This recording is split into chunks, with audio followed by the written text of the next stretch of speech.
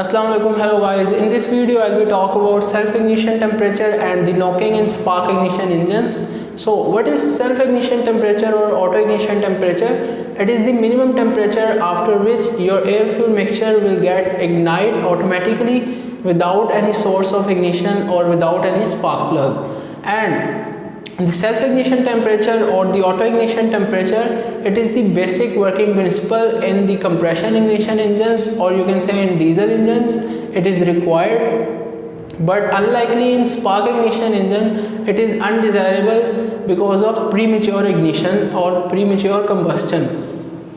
Here I have shown the graph for the auto-ignition temperature or self-ignition temperature between the temperature and the time, and it is for the compression stroke of the engine, in which compressive heating for the air fuel mixture is happening, and with this compressive heating the temperature and pressure of your air fuel mixture will rise, and once the temperature will get above the self-ignition temperature or auto-ignition temperature, then the auto-ignition will happen. And here this portion in the graph, this portion is called the ignition delay, and it is in the fractions of seconds.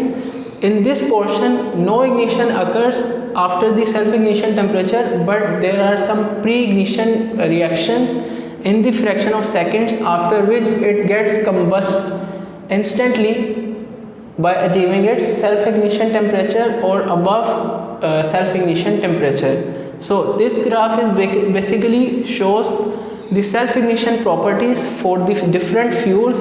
Here I have listed down these the sum of the auto-ignition temperature for the famous fuels. So what is knocking? Knocking in spark ignition engines is clearly audible and most commonly existing in petrol or spark ignition engines. Knocking is actually when in spark ignition engines premature combustion due to achieving the auto ignition temperature or self ignition temperature occurs, and due to premature combustion there will be audible pressure waves by which your engine will get disturbed and also damaged sometimes. Next we will see how knocking occurs in spark ignition engines. So guys, here I have shown the compression stroke in spark ignition engine, so in which the piston has compressed the air fuel mixture, and now in the start of power stroke the spark plug ignites the air fuel mixture to generate a flame front. Here you can see the flame front which will propagate and which will ignite the remaining air fuel mixture present in the combustion chamber. Here I have divided the combustion chamber into 4 equal volume parts.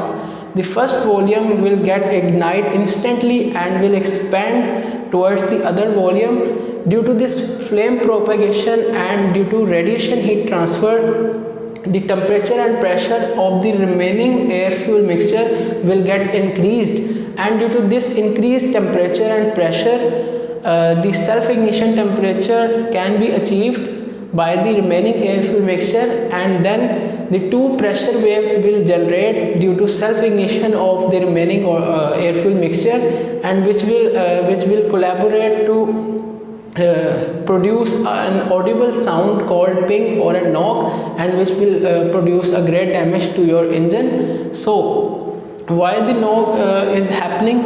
It is mainly due to a poor quality fuel. The octane number of the fuel can be lesser, and for the octane number, see the description. I have provided some material to understand what is the octane number. And then due to overheating of spark plugs, self-ignition can occur due to improper heat transfer between the spark plug and the engine head. The spark plug can be overheated, so it can be the source for the self-ignition for the fuel present in the combustion chamber or in the cylinder. And then there may be some hot spots in the engine. It means some part of the engines get overheated, and on those points the air fuel mixture can achieve the auto ignition temperature and can burn prematurely and will damage to the engine.